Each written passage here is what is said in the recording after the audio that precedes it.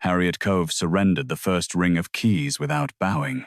Silver links slid from her scarred fingers into Justice Minister Rellen Grieve's palm while the quiet cells of Greywatch watched from behind iron doors. Rain whispered through the arrow slits.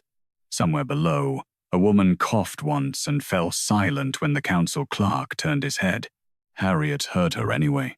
For 18 years, she had known every lawful prisoner by name, sentence, illness, and appeal date. She knew which doors had no business remaining locked after moonrise. That knowledge had made her useful until it made her dangerous. Rellen raised the key ring before the gathered guards and pack witnesses. Harriet Cove is removed as Keeper of Greywatch for releasing prisoners under royal sentence, withholding custody reports, and obstructing transfers authorized by the Justice Council. I released 3 women whose detention orders had expired, Harriet said. 2 had never been charged. The 3rd was held under a mate contract petition that carried no hearing seal. Rellen remained patient. The council classified those matters under protective custody. Protection does not require chains hidden from the record. Alpha King Cormac stood beneath the black arch at the passage end. His wolf cloak was clasped with iron, and his silence held the corridor. Years ago, he had come to Harriet after midnight, when no counselor would tell him how fear moved through a prison. He had asked which punishments made men truthful, and which only taught them to lie better. Now he held the decree that erased her testimony from the custody hearing. His royal wolf had been weakening for nearly 2 years. Once it could hear a captive heartbeat through 3 stone walls. Lately, the animal recoiled from Greywatch's silence wards and missed lives standing only a corridor away. Cormac had hidden the decline because an alpha unable to hear confinement could be deceived by any minister who controlled the locks. Rellen had learned to speak into that silence. You opened secure doors without final authorization, Cormac said. I opened lawful doors after lawful time expired. You refused transfer orders. I refused to move women whose names were absent from the transfer roll. The Justice Council certified the roll. Then the Justice Council certified an empty page. His face hardened. Your statement has been reviewed. It has been erased. The clerk lowered his eyes. Harriet's words had been struck from the handover record. In their place stood one line. Keeper acted from grief, driven instability following her husband's death. Elias Cove had died 6 years earlier during a prison fire while guiding chained men away from smoke. Since then, each refusal Harriet made had been treated as widow's obsession instead of custody law. Rellen extended his hand for the 2nd ring. These were the moon keys. Older than Greywatch's walls, they were narrow silver teeth cut with pale lunar grain. They did not obey blood, rank, or command. A moon key opened only a door holding a living person whom the official custody record denied was there. It could not name who built the cell, who issued the order, or whether the prisoner was innocent. It could only refuse the lie of an empty room. A moon key did not prove unlawful imprisonment. It proved only that the official custody map had denied a living body behind a locked door. Harriet had never used that rule to override a sentence. She used it to know when the law required another question. One key had remained cold for 11 years. The same 11 years her elder sister, Maren, had been listed as missing beyond the northern packs. Harriet placed the moon key ring in Rellen's palm. For the first time, his composure thinned, Cormac noticed. Why are there 14? The official inventory lists 14, Rellen replied. Harriet looked toward the east wall. Greywatch has 12 lawful moon doors. 12 doors meant 12 lawful places where the prison admitted a living person could be held. 14 keys meant 2 places where the law had prepared to open what the record refused to count. Rellen closed his fingers around the ring. 2 are ceremonial spares. No moon key is decorative. Your attachment to prison folklore is part of why this transfer is necessary. Harriet turned to Cormac. Ask him which doors the extra keys belong to. The Alpha King did not ask. He had heard a discrepancy and chosen the sealed inventory over the keeper who named it. Greywatch passes into ministerial custody at moonrise, he said. Harriet Cove will remain confined to the upper keeper's room until the inquiry is complete. The hurt came quietly. He had chosen sealed certainty over the woman he once trusted. Harriet stepped away from the keys. "I will not speak with you behind a closed door." Cormac's eyes sharpened. "When you question me, there will be witnesses, an open record, and no minister between my words and yours." Rellan smiled without warmth. "She forgets whom she addresses." "No," Harriet said. "I remember exactly who signed the silence around these cells." The transfer clerk reached for the moon keys. Every silver tooth lifted from Rellan's hand. The ring broke apart in mid-air. 14 keys rose through the central passage, turning slowly as if listening through stone. Guards drew swords.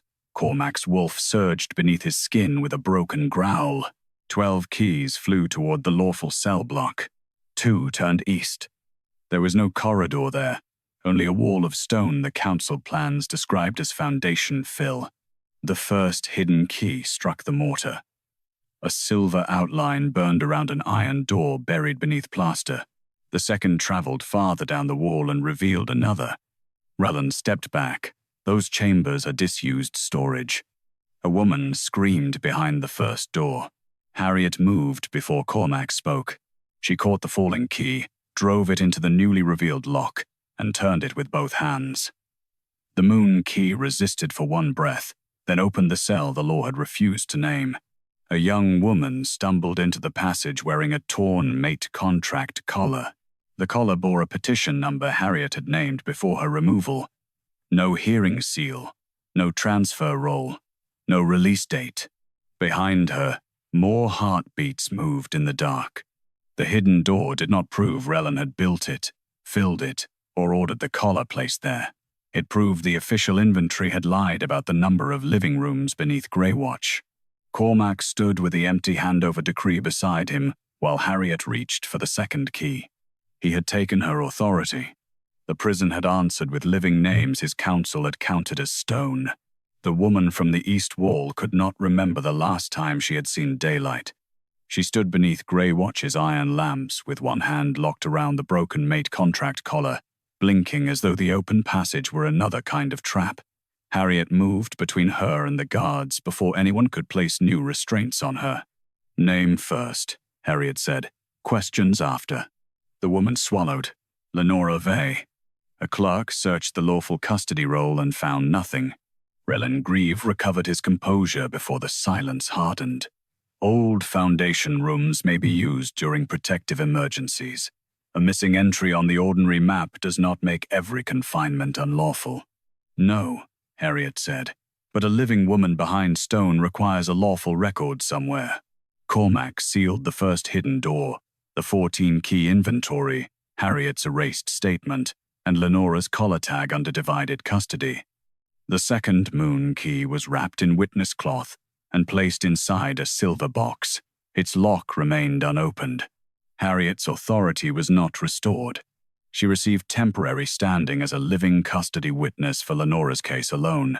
She could inspect the custody chain, food record, petition dates, and release review. She could not resume command of Greywatch, open the second hidden door, or direct the guards who had served beneath her for nearly 2 decades. Her old key belt now hung from Rellan's side. Cormac looked toward the first cell. "We will review her file." Harriet met his gaze. Before witnesses. The words recalled every night he had once come to her privately, asking what his ministers would not say. That trust no longer existed behind closed doors. Lenora's file arrived in a grey folder marked protective lodging. The phrase appeared 3 times. Imprisonment appeared nowhere. Her uncle had requested temporary protection while a disputed mate contract was reviewed. The order allowed 7 days of guarded lodging in a named women's house outside Greywatch. Lenora had entered the hidden cell 34 days earlier. The petition had expired before her confinement began. Rellan read the dates without visible alarm. The council may extend protection when a claimant threatens flight, self-harm, or retaliation. Where is the extension? No extension had been filed. Lenora stood beside a neutral advocate. shoulders rigid beneath a borrowed cloak. I did not ask for protection. My uncle wanted me held until I accepted the contract. Relland's tone remained measured. A family statement may have described danger she was unwilling to admit. Did you hear her yourself? Harriet asked. No. Did you sign the petition? No. My office received it. The hidden room had exposed a false custody map, not the hand that placed Lenora behind it. Harriet asked for the transfer roll. Lenora's name was absent. The women's house named in the petition recorded no arrival. Greywatch's lawful intake book carried no entry, no illness check, and no release date. Yet the food ledger showed 1 loaf, 1 cup of broth, and lamp oil delivered nightly to East Wall 2. The line began the same night Lenora disappeared from her family's estate. The kitchen steward testified that sealed tokens arrived from the Justice Ministry every 3rd morning. She never saw Lenora. She filled the basket and left it behind a service panel. Did Relland give you the tokens? Harriet asked. No. Did you see his personal seal? No. Ministry wax only. Relland spread one hand. Protective lodging often requires concealed service. Public food records could expose vulnerable women. Then why call the runestone on the custody map? To protect the root. Protection hides a name from enemies. It does not erase the fact that a living person is held. Cormac's wolf stirred when Lenora described nights without dates or appeal bells. The animal seemed to search for the heartbeat it had failed to recognize through the silence ward. Cormac's face tightened, but shock did not become repentance. You heard 14 keys and asked no second question, Harriet said. I accepted the inventory. You accepted silence because it carried a seal. He gave no answer. The collar's petition number matched the expired mate contract filing, but its inner band bore a custody notch used only when a detainee was classified as resistant property. Such collars were forbidden in protective lodging.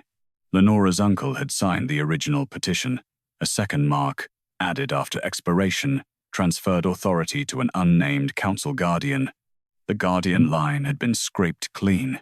Harriet did not reach for the moon keys or claim the erased mark through instinct. She asked for the pressure copy kept by the collar maker. The copy listed a ministry courier, not a guardian name. The courier had delivered 3 similar collars during the same winter month. Relland said, a courier proves passage. It does not establish who approved final custody. Then the approval book must. The Justice Ministry produced a restricted register. Lenora's petition number appeared beside East Wall 2, with a notation that she was to remain unseen until family compliance. Relland said the phrase could refer to safety cooperation, not coercion. Lenora answered, my uncle signed away our western pasture 6 days after I vanished. The contract claimant withdrew his public petition that morning. The land transfer showed what the pressure had achieved. It did not replace the central question of why a living woman had been denied lawful custody. No hearing had been scheduled. No release review followed. The notation did not identify which official demanded compliance. It showed that Lenora's confinement had been tied to an outcome outside the protection the file claimed to provide. Lenora comes out of Greywatch custody now, Harriet said, not because the key judged her petition, because no lawful order places her here. Cormac granted release into neutral lodging pending review. He still did not return Harriet's keys. He had freed one woman from a room he had not believed existed. He had not restored the keeper who named the lie. The second moon key remained inside its silver box throughout the hearing. It gave no sign, made no choice, and opened nothing. Only after Lenora left the passage did Harriet examine the older ration pages. East Wall 2 had been used before. 11 years earlier, the room carried a single occupancy mark, no name, no charge, no release date. Beside it was the last custody trace ever recorded for Harriet Cove. The mark did not prove Marin had survived Greywatch, or that she waited behind the second door. It proved her disappearance had touched the same room the map denied. The oldest pages in Greywatch smelled of lamp grease, damp wool, and years no one had expected to answer for. Harriet sat beneath the witness lamps with the East Wall 2 ledger open before her. The second moon key remained sealed inside its silver box, guarded by two neutral witnesses. No one touched it.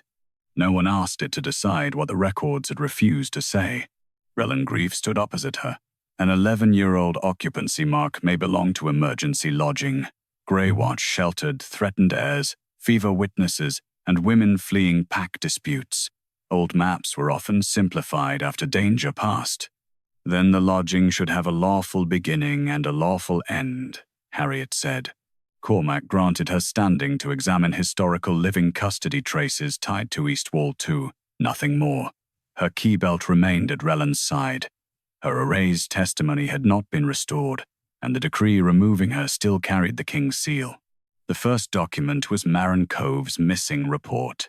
It stated that Harriet's elder sister had left Greywatch voluntarily after refusing a northern household appointment.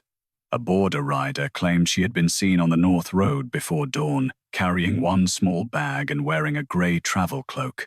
Harriet remembered that cloak. Marin had torn its sleeve the winter before.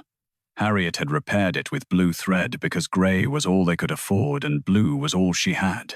The missing report described both sleeves as unmarked. "Who filed this?" Harriet asked. A dead watch captain's name stood beneath the statement. The witness rider had signed only with a claw mark. Rellen leaned over the page. "Memory errors do not invalidate a departure report."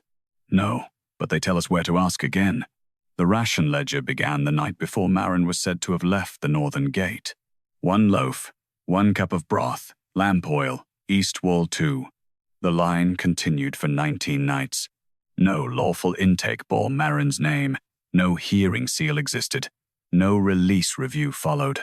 On the 20th night, the ration line stopped, and a maintenance notation appeared beside the room. Silence ward strengthened due to family compliance risk. The phrase was older than Lenora's case. What did family compliance mean 11 years ago? Harriet asked. It could mean cooperation with protective relocation, Rellen replied. Families sometimes resisted moving heirs or witnesses out of disputed territory. Was Marin an heir? No record says so. A protected witness? No surviving record says so. Then your office cannot use the phrase as explanation when the person beneath it has been erased. Cormac's wolf moved at the mention of the strengthened ward, a rough inward catch, as though it had heard a note buried beneath stone. That tone is the same one beneath the east wall, Harriet said. He did not deny it. The silence ward logs showed ordinary dampening around Greywatch's lawful cells, enough to prevent pack calls from carrying through corridors. East Wall 2 was different. Its warding had been doubled, then tripled, over the 19 nights in Marin's ration line. The final adjustment used royal-grade moon iron. That material requires crown authorization, Cormac said. Did you authorize it? I was not king then. His father had ruled Greywatch while Cormac served as a war captain on the western border. Rellen said, the old king may have approved stronger protection for a politically sensitive guest. Then the authorization should exist. It did not appear in the prison records. A maintenance copy survived in the Treasury Archive. Payment had been approved through the Justice Ministry's predecessor office under a sealed category, contested bond compliance. Lenora's petition used the newer phrase family compliance. The wording had changed. The pressure had not. Still, the ledger did not explain whether Marin had been held to force a contract, silence testimony, or protect her from someone outside Greywatch. Harriet refused to let grief fill the missing line. Open the service notes. The ward masons had complained that East Wall 2 trapped more than sound. Captive heartbeats became difficult for nearby wolves to distinguish, especially after moon iron was added. One note warned that prolonged exposure could damage the hearing sense of any royal wolf repeatedly testing the corridor. Cormac went still. His wolf's weakness had not begun in council chambers. It had begun in Greywatch, every time he walked the East Passage and trusted the silence to mean emptiness. How long have you known the wards affected you? Harriet asked. 2 years. And you said nothing. I thought the decline was mine. You let the map correct your wolf. The word struck harder than accusation. Rellen's voice sharpened. My office reported the cells shown on the lawful map. That is the problem. You reported only what the map admitted could live. Cormac did not apologize or return her keys. He asked for the original warding plan to be opened before witnesses. The plan showed 12 lawful cells and 2 unnumbered service chambers built into the east foundation. Beside East Wall 2, an old hand had written, "No permanent occupancy without fire review." Harriet knew the handwriting. Elias. Her husband had served as Greywatch's fire warden before becoming deputy keeper. 6 years before his death, he had objected to the reinforced silence ward because it sealed ventilation shafts and hid body heat from corridor patrols. The objection had been rejected. The rejection carried no personal mark from Rellen, who had not yet become Justice Minister. It bore the seal of the older council office he later inherited. I inherited old wards, Rellen said. I did not build them. A fire objection proves risk, not unlawful confinement. You inherited the office. Lenora proves you also inherited the method. Harriet read the final line twice. If East Wall 2 remains occupied, the next fire will not reveal who is inside until the smoke does. Beneath it, Elias had added one more warning in red ink. There is already a woman behind that wall. The warning did not name Marin. It did not prove the woman had lived past those 19 nights. It proved the wall had held someone while the map called it service stone.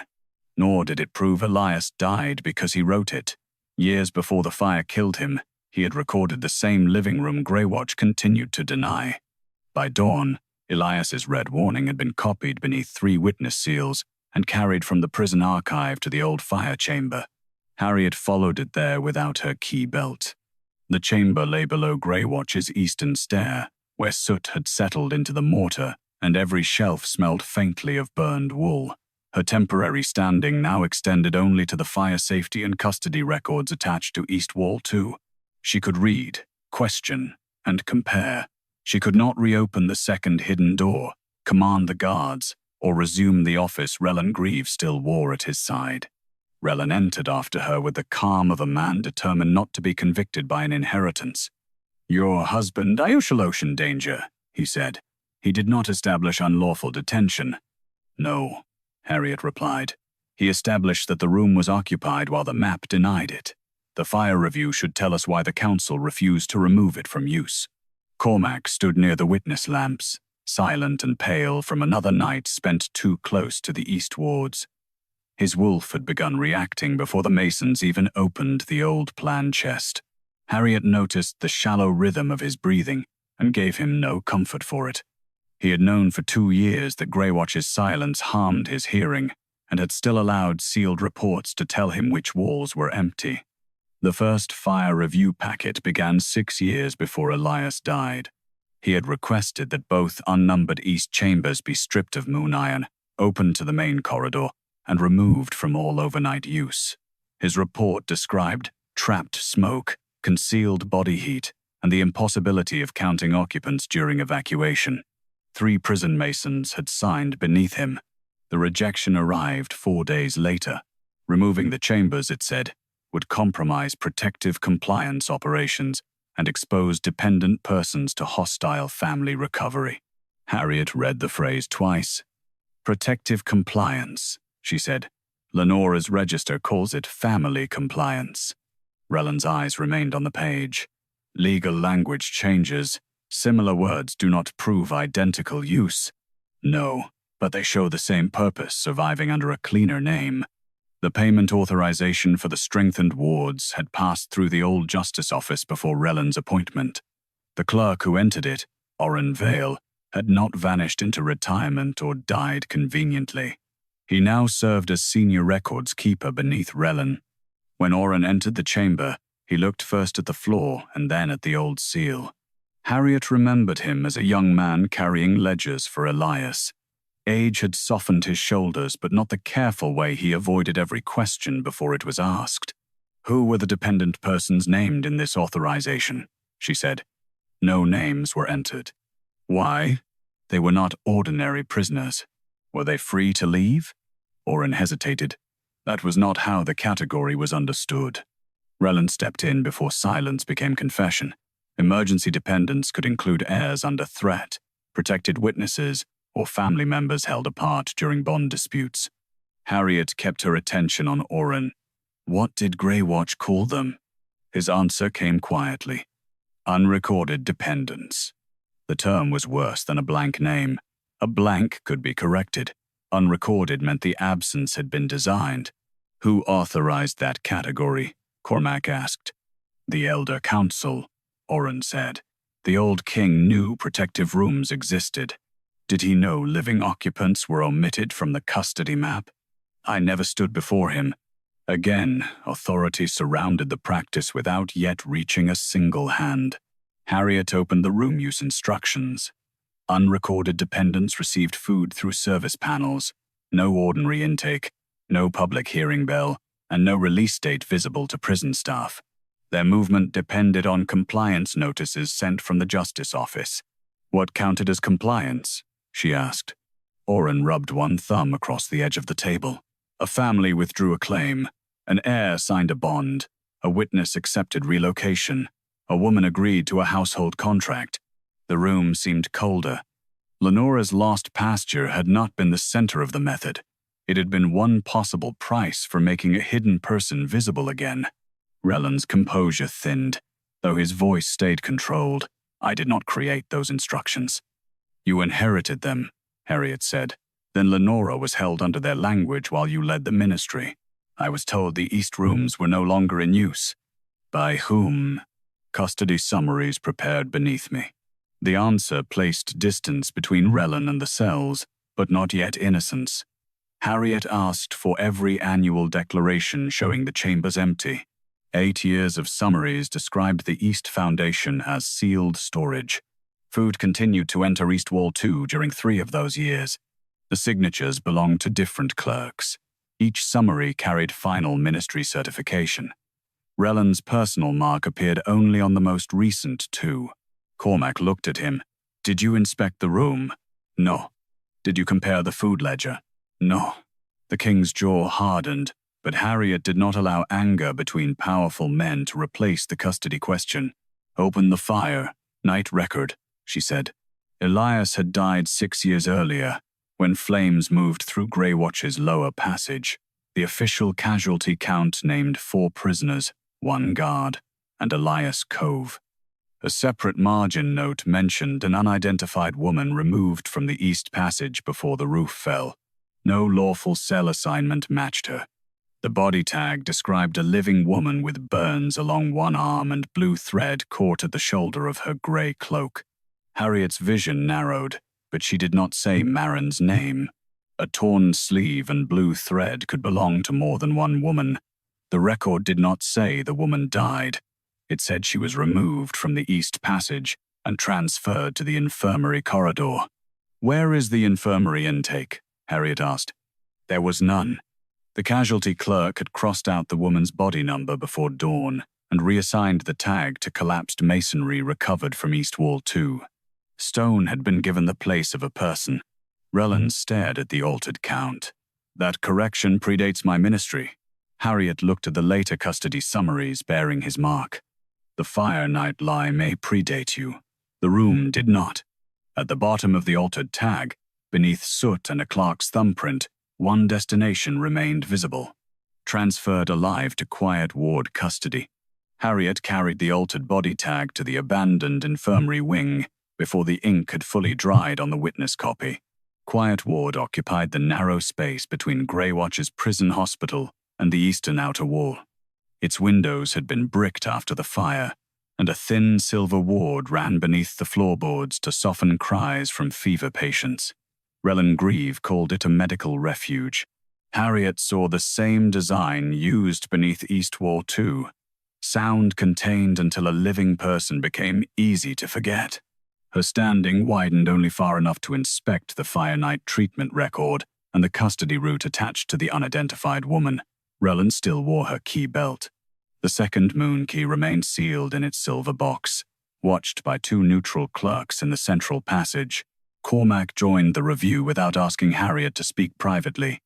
His wolf reacted as soon as he crossed the old infirmary threshold, breath catching against the buried ward tone. Harriet did not mistake his discomfort for accountability. He had lived with that warning for 2 years and still allowed the Justice Ministry to define which silences mattered.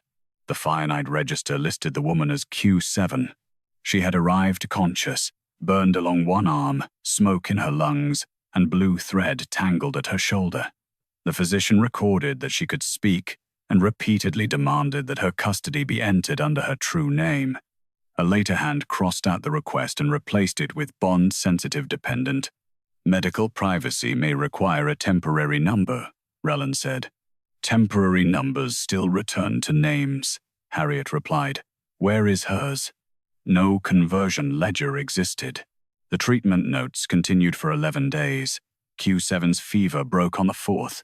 By the 7th, she could walk. On the 9th, she refused a sleeping draft and accused an unnamed council officer of using hidden detention to force women into household bonds. On the 11th, she was removed from quiet ward before dawn. The official discharge line read transferred to family protection. No family name followed. Harriet asked for the attendant roster. Most of those who had worked the fire were dead or scattered, but one woman remained in Greywatch. Agnes Fell, once a night nurse and now keeper of the pack's burial linens. Agnes entered the ward carrying her age in the bend of her shoulders. She recognized the body tag before Harriet placed it on the table. They told me to forget that number, she said. Did you know her name? She would not give it while council guards stood inside the room. She said names had become handles. Relland's expression stayed measured. A frightened patient withholding identity does not make the transfer unlawful. Agnes looked at him. She gave me a name after your men left. The room tightened. Your ministry did not exist then, Harriet said carefully. Do not give him a past office because he inherited it. Agnes nodded. The old justice office sent the guards. What name did she give? The nurse closed her eyes, searching through 11 years of fear. She said Ma. Then she stopped. I will not guess the rest under oath. Harriet felt hope rise with enough force to become dangerous. She pressed it down. Half a name could belong to Marin or to any woman Agnes had struggled to remember through smoke and time. What did Q7 ask you to preserve? She said. Agnes described a packet sewn into the lining of the grey cloak. It held copied mate petitions, household bond waivers, and lists of women moved through Greywatch without hearings. Q7 believed families were being forced to surrender land, testimony, or inheritance claims before the women were released. The packet had disappeared when the council escort came. Relland rested both hands on the table. A missing packet remembered by one attendant is not a custody record. No, Harriet said. The escort route is. Quiet Ward's departure book had been rebound after the fire, but pressure from the lost page remained on the sheet beneath it.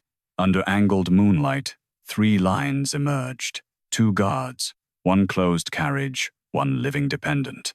The destination had been scraped more deeply than the rest. Harriet asked for the gate copy. The western gate recorded no departure that morning. The northern gate listed an empty council carriage. The prison yard stable recorded 2 horses returned wet with underground condensation rather than road rain. The carriage had never left Greywatch. Agnes's face paled. They took her down the infirmary stair. That stair ended in a service tunnel running beneath the East Foundation. Relland said the tunnel had once connected quarantine rooms during outbreaks. Its existence did not establish where Q7 was taken or how long she remained there. Harriet agreed. She followed the maintenance map instead of the accusation. The service tunnel divided beneath the prison. One branch reached East Wall 2. The other ended at the second unnumbered chamber, the door the remaining moon key had revealed and no one had yet opened. At the junction, masons found an old transfer niche sealed with lime. Inside lay 3 rusted collar clasps, a ration token, and a strip of grey cloth stitched with faded blue thread. Harriet knew the stitch. She had used the same uneven crossing pattern when she repaired Marin's sleeve. She did not call the cloth proof of identity. She entered it as a possible match, and asked Agnes whether Q7's cloak had carried that repair. Yes, Agnes whispered. On the left sleeve. Maren's missing report had described an unmarked cloak. The fire record described blue thread. Now the tunnel leading from Quiet Ward to the denied East Chamber held the repaired fabric itself. Cormac's wolf pressed forward, straining toward the sealed wall. The sound came weakly, almost lost beneath the silence ward, but this time the Alpha did not let the map overrule it. There is a heartbeat beyond the second door, he said. Harriet looked at the silver box waiting in the passage above. One heartbeat does not give us a name, she replied. Bring Lenora's advocate, the fire clerk, Agnes, and 2 independent pack witnesses. Then bring the key. The old transfer niche yielded one final record before they left. A copper custody tag, blackened by smoke, had been wedged behind the ration token. Q7 had not been discharged to family protection. She had been transferred alive to East Wall 1. The silver box was carried into the East Passage at first moonrise, when every witness Harriet had named stood within sight of the sealed wall. Lenora's advocate came in a dark wool cloak. Agnes Fell carried the Firenite treatment book. The old casualty clerk brought the altered body tag, and 2 pack witnesses held the custody cord between them. Relyn Grieve attended under ministerial seal. Cormac stood outside the witness line, close enough for his wolf to hear the heartbeat behind the stone, and far enough that no royal command could turn the opening into his act. Harriet still wore no keeper's belt. The second moon key lay cold until Agnes entered Q7's treatment number into the open record, and the casualty clerk matched it to the copper transfer tag. Only then did the silver tooth begin to warm. Relyn watched the light gather. A living body beyond that wall still does not establish unlawful detention. The chamber may have continued as protected medical custody. Then the person inside will have a name, a lawful order, and a release review, Harriet said. We will ask for all 3. She broke the witness thread and lifted the key. Mortar withdrew from an iron seam no public map acknowledged, revealing a narrow door with no outer handle, only a moon-silver lock and a covered food opening. The key turned because a living person had been denied by the official map. It offered no judgment about the prisoner or the hand that hid the room. The door opened inward. A woman sat on a low cot beneath a lamp nearly burned dry. Her hair had gone silver at the temples. One wrist was scarred where an old bond collar had rubbed against bone. She did not rush toward the light. She looked first at the witnesses, then at Harriet, as if freedom itself required proof. Harriet had imagined this face so many times that recognition felt less like certainty than grief returning to its body. The woman's gaze dropped to the blue repair thread Harriet had brought from the tunnel niche. You always cross the stitch twice, she said. Harriet's breath failed. Name yourself for the record. Harriet Cove. No key had spoken the name. No wolf had chosen her. Maren gave it before witnesses, and Agnes confirmed the half-name Q7 had whispered in Quiet Ward 11 years earlier. Harriet did not embrace her until the advocate asked whether she wished to leave. Yes, Maren said, but not through another hidden passage. She walked into the central corridor on her own feet. Cormac moved toward them, then stopped when Harriet raised one hand. She would not let reunion become a private mercy granted beneath his authority. Open record, she said. He remained where the witnesses could see him. Maren's lawful custody file did not exist. The missing report claimed she had traveled north. The treatment register called her Q7. East Wall 1's food ledger named only one dependent ration delivered without a person's name for 11 years. Relyn's face had lost color, though his voice stayed level. The present ministry did not place her here. This confinement began before my appointment. Maren looked at him. It did not end before your appointment. The ration tokens changed 6 years earlier, from old council wax to Grieve ministry wax. 3 years later, the food order was renewed under a current protective compliance code. Relyn's personal seal did not appear, but his office had continued feeding a person it did not admit existed. I was told the chamber held a high-risk dependent who could not be safely named, he said. Did you ask whether she could leave? Harriet asked. No. The answer joined Cormac's earlier silence without absolving either man. Maren's testimony began with forced mate contracts. Before her disappearance, she had copied petitions from women whose families were told disputed bonds could be resolved if land rights, inheritance claims, or witness statements were surrendered. Some women went home after compliance. Others vanished from ordinary custody and reappeared under new household names. She had gathered 12 contracts and 3 transfer lists. "Where are they?" Harriet asked. "I gave them to Elias." The words reopened the fire without solving it. Maren said Elias hid the first packet inside a ventilation ledger after realizing the east rooms were occupied. On the fire night, he pulled her through smoke. Council guards separated them before she could leave Greywatch. Elias believed she had been taken to the infirmary courtyard. Maren never saw him again. Her account placed Elias inside the rescue and hidden custody chain. It did not establish who started the fire or why he died. "What kept you here after the old council fell?" Cormac asked. "Every year they brought a release statement. It said I had invented the contracts and would be charged with conspiracy if I returned to court. Who brought it? Different clerks, always justice office cords. Later, his ministries." She looked at Rellan. "I never saw you." Maren had refused to sign. Her chamber remained nameless, and the silence ward renewed. She survived because kitchen workers delivered food without knowing who received it. Harriet requested the annual statements. 11 lay beneath the cot. Each offered freedom in exchange for renouncing the contract evidence and accepting relocation without public testimony. The earliest bore the old council seal. The latest carried current ministry certification dated 4 months earlier. Rellan read the newest page. "I did not draft this. Your office made it usable," Harriet said. Cormac's wolf pressed against the corridor stone, listening to a heartbeat the wards had hidden for years. His face tightened with the knowledge that his failing sense had been trained to accept denied lives as silence. Still, he did not return Harriet's keys or restore her office. Harriet did not ask. She turned to the food ledgers. East Wall 1 had received 1 ration for 11 years. East Wall 2 had received Lenora's for 34 days. Yet ministry kitchen totals showed 7 additional unnamed meals delivered nightly through the lower service passage. Greywatch had revealed 2 denied rooms. Its own bread count said there were more. The kitchen totals did not match any lawful mouth in Greywatch. Harriet spread the weekly ration sheets across the old keeper's table while Maren sat beside Agnes Fell beneath an open window. 7 unnamed meals had left the lower kitchen every night for almost 4 years.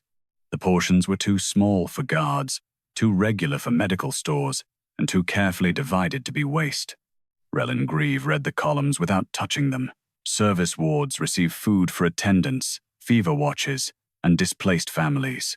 A kitchen total is not a prisoner count. "No," Harriet said, "but bread carried to a hidden passage is a living custody question." Her standing widened only to provisioning and service route review. The key belt remained at Rellan's side.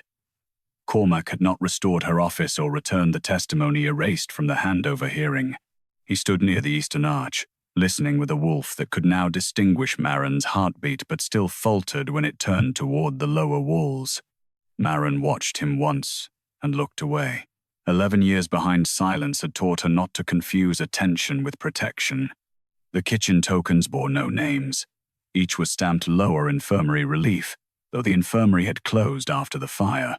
A young scullery keeper named Tessa Brill testified that baskets were left inside a floor hatch after midnight. She had never seen who collected them. "Who issued the tokens?" Harriet asked. "Justice Ministry clerks. Different hands." "Did Minister Grieve give you one himself?" "No." "Did you ever see his personal seal?" "Only ministry wax." Rellan met Harriet's gaze. "My office feeds every protected ward in Greywatch. That is not evidence I knew the recipients were unrecorded. It is evidence your office kept paying for mouths the custody roll denied." The floor hatch opened into the same service tunnel that linked Quiet Ward to the 2 east rooms. Beyond the junction where Maren's cloth had been found, a second stair descended beneath the lawful cell block. The public plans called it a drainage gallery. No water had run there in decades. Warm air rose through the grate. Cormac's wolf strained toward it and lost the sound almost at once. Moon iron had been fitted along the lower arch in narrow, overlapping bands, creating a deeper silence than East Wall 1.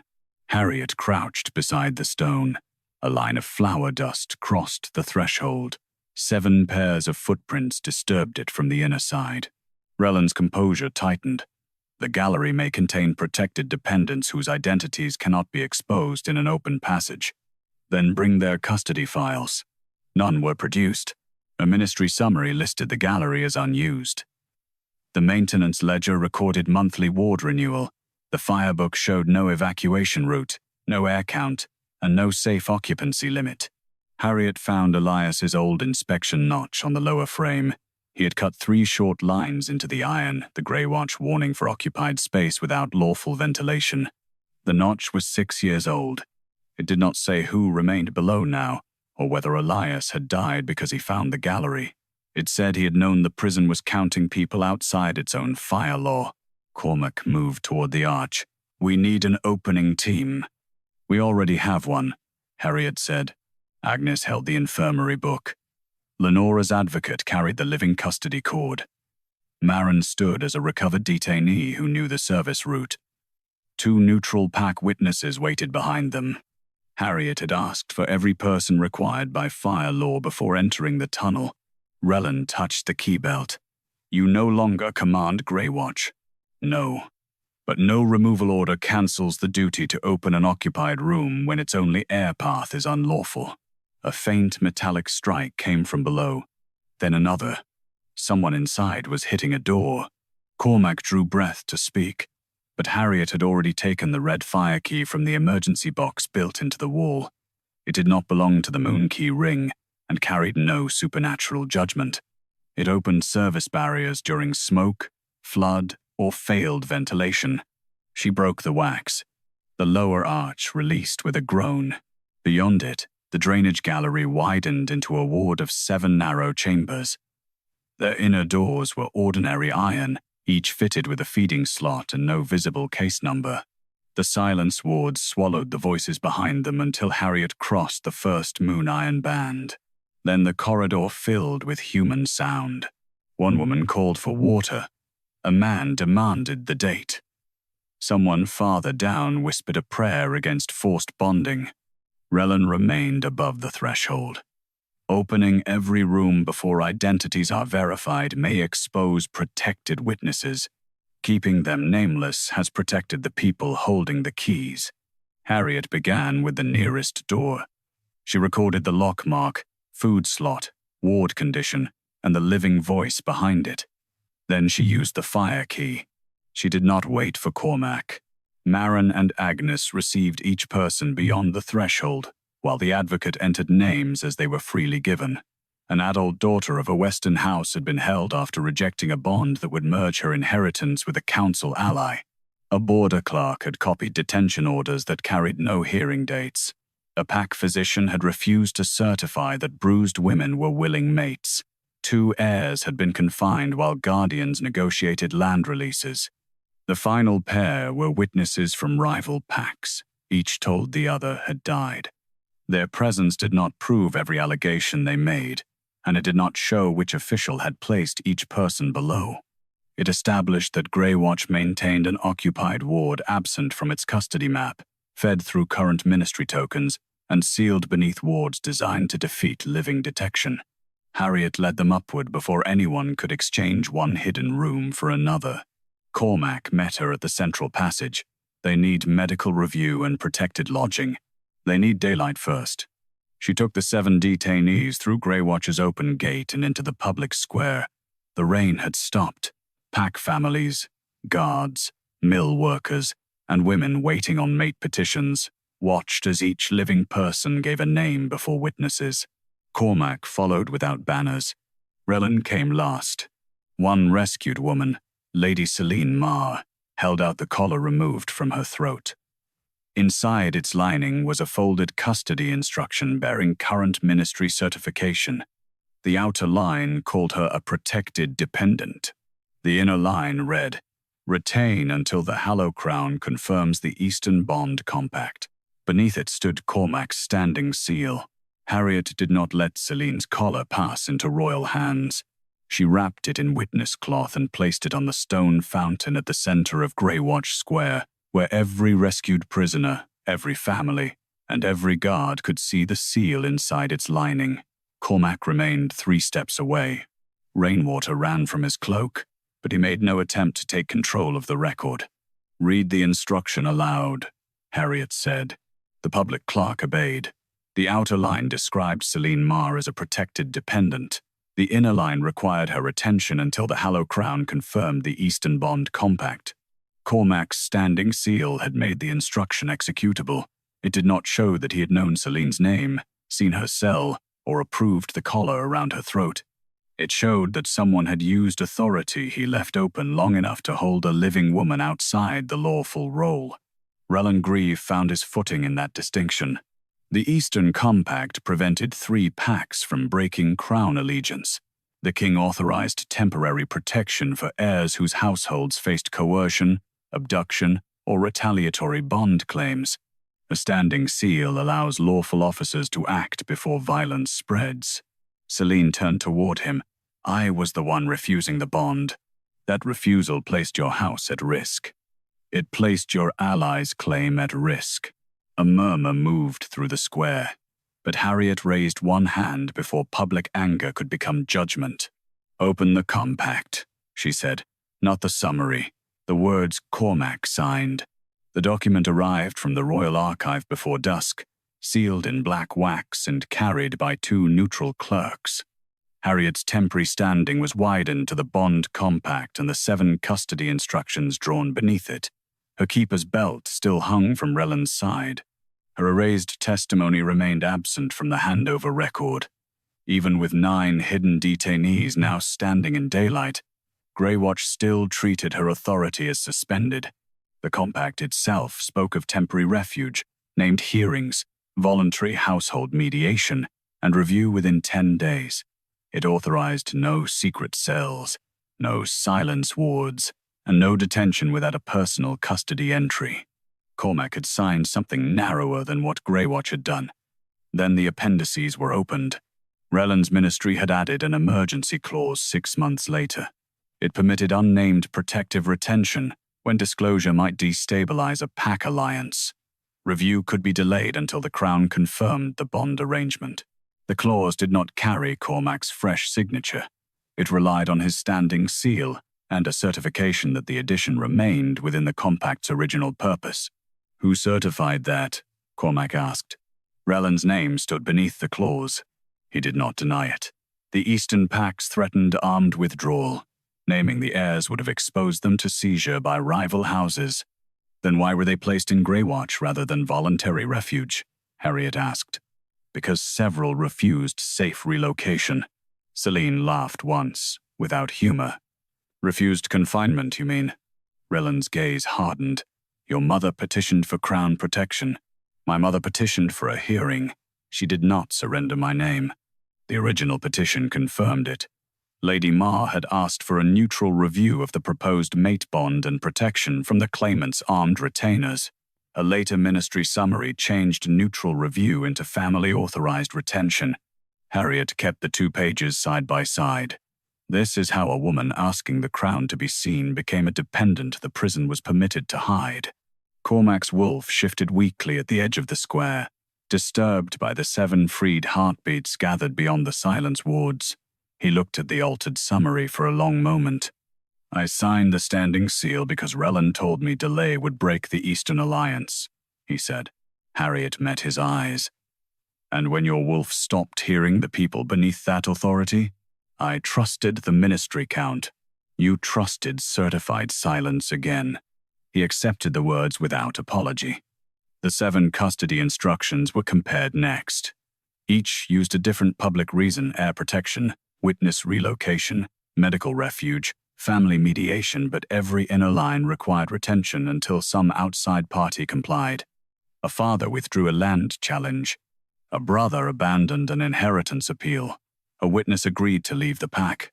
A woman accepted a bond review conducted by the claimant's own house. The demands were political, but the method remained living custody denied by law.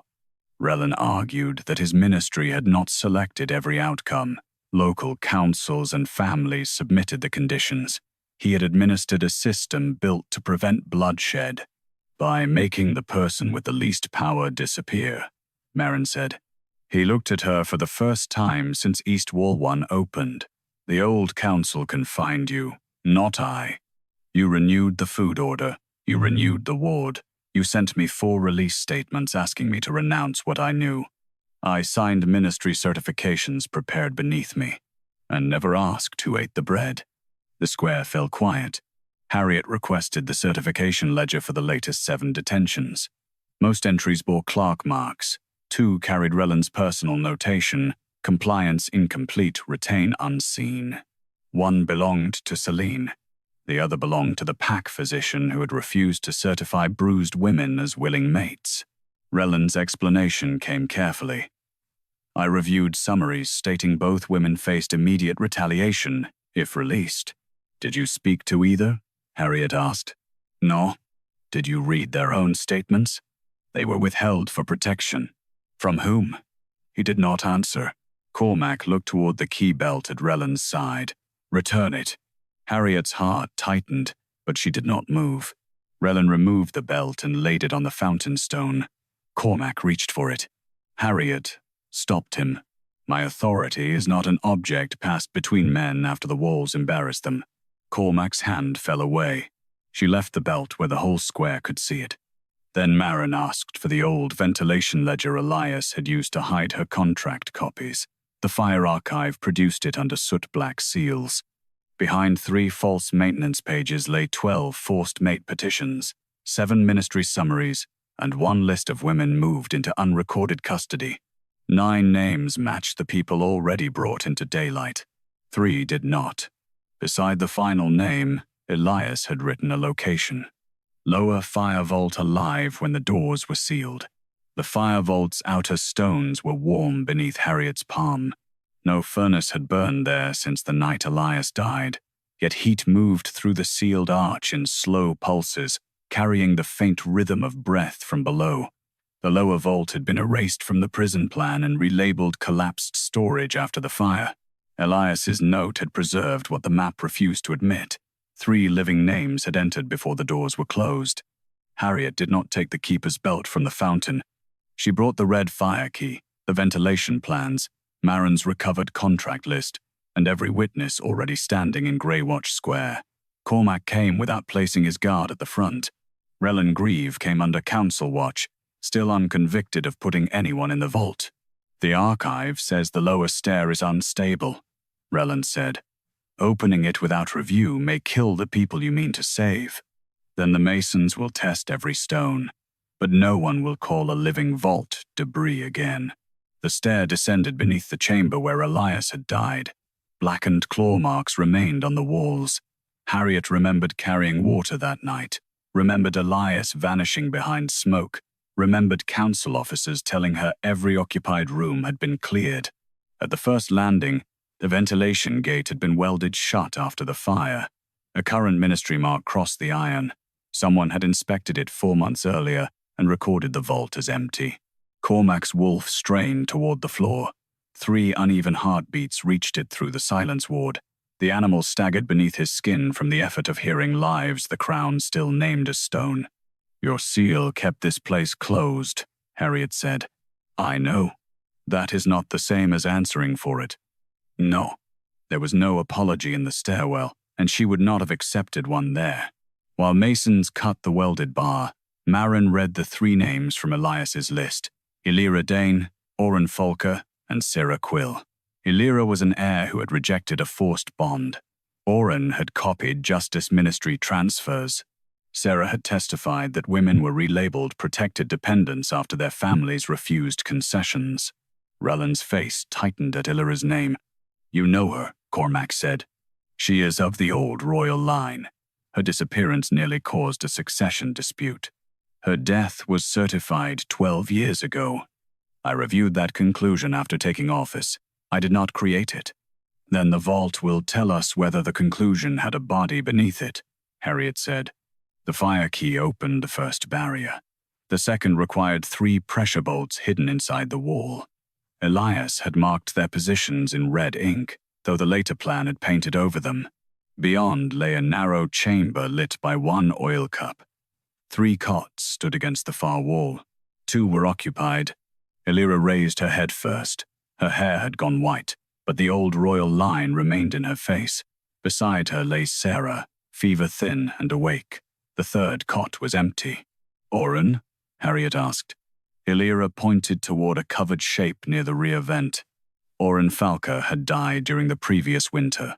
His body had been wrapped carefully, his name carved into the wall by the women who refused to let the vault turn him into an unrecorded absence.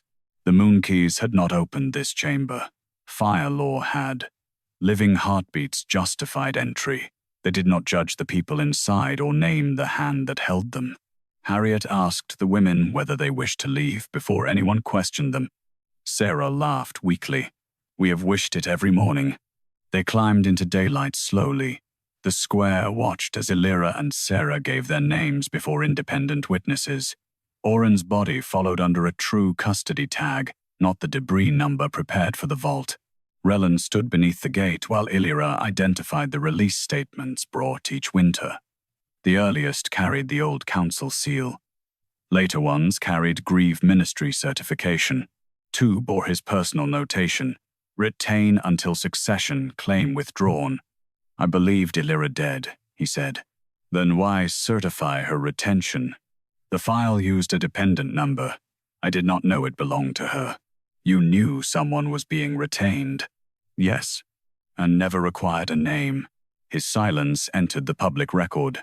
Sarah's documents showed her family had surrendered 2 forest claims, yet the ministry kept her because she would not withdraw testimony about forced mate contracts.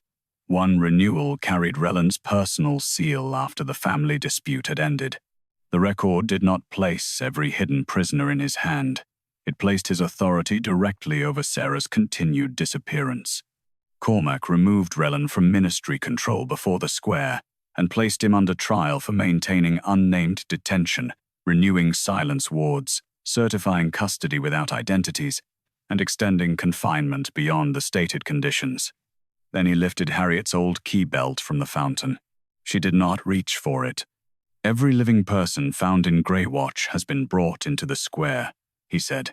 "Every person we found," Harriet replied. "The lawful cells still hold people whose hearing dates may have expired while your council counted walls instead of names." She opened the custody roll and read every overdue review aloud. 3 men had completed their sentences.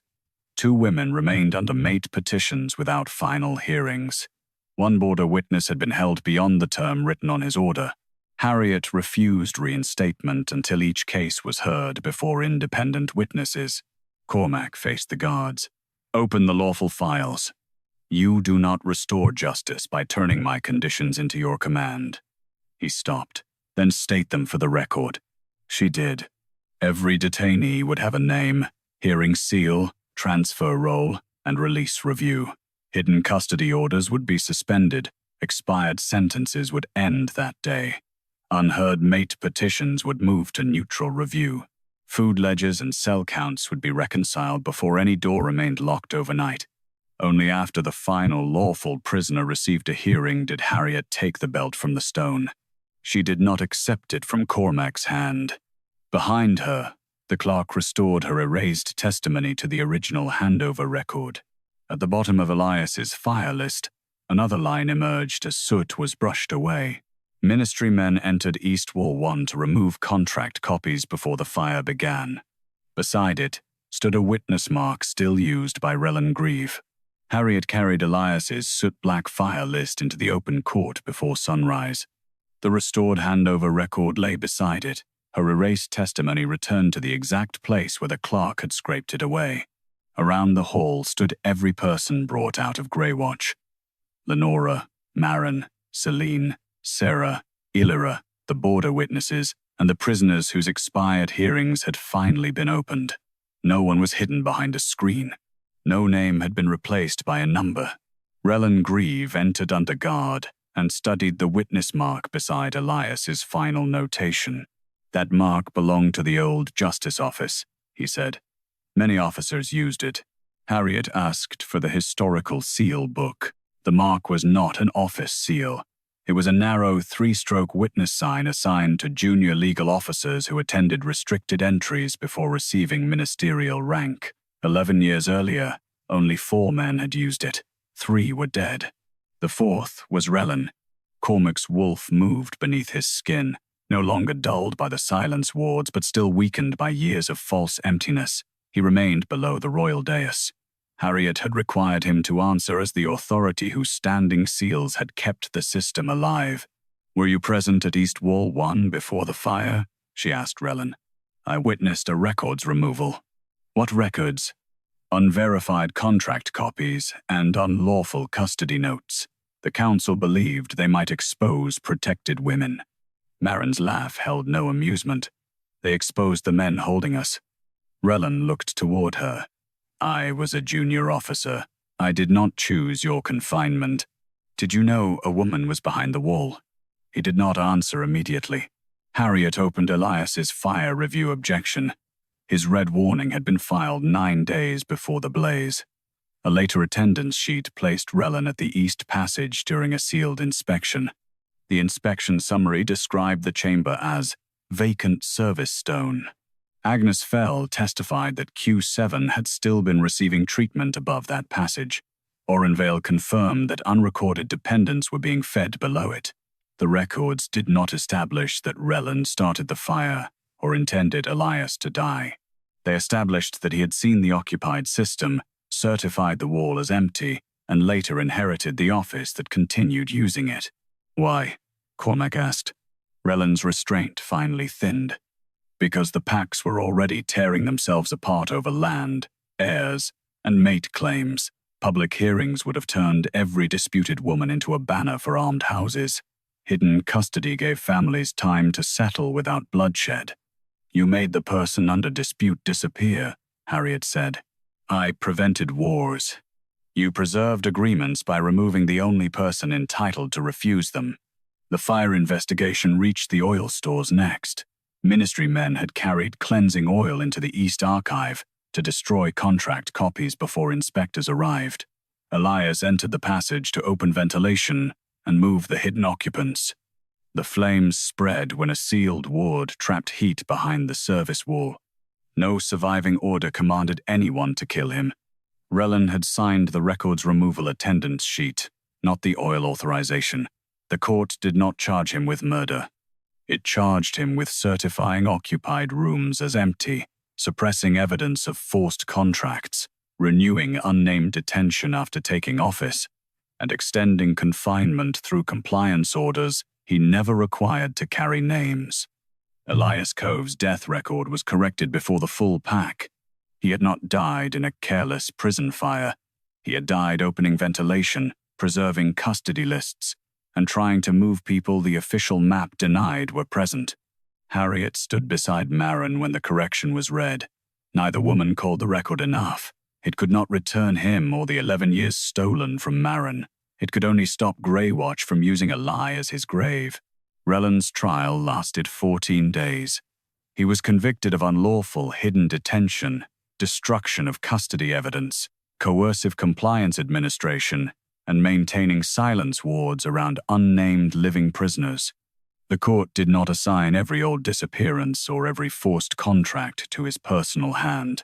His guilt rested in seeing the method, inheriting it, and choosing to make it more efficient. Cormac submitted his own authority to review. Before the pack, he admitted that his wolf had warned him for 2 years that Greywatch's silence was unnatural. Rather than expose the weakness, he relied more heavily on certified counts, accepted 14 keys for 12 lawful doors, erased Harriet's testimony, and allowed his standing seal to become permission for detention he never examined. "I let the map correct my wolf," he said. "Then I punished the keeper who told me the map was false. He surrendered sole control over prison transfers and protective custody. Greywatch's new charter required a name, hearing seal, living advocate, transfer record, food ledger match, medical review, and release date for every person held overnight. No council office could both authorize hidden protection and certify its lawfulness.